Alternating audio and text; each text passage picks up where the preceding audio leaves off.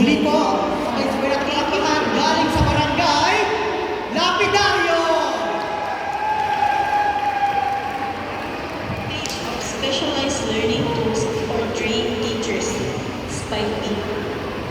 Be Smart, Hobbies Isolation.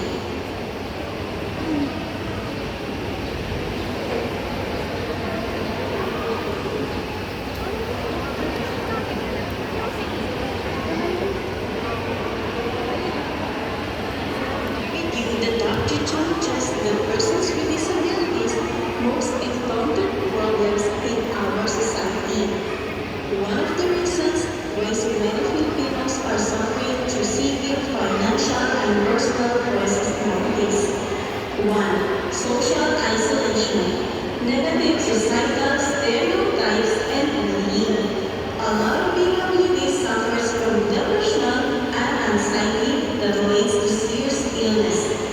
PWD students had to stop going to school because of them. 2. Education.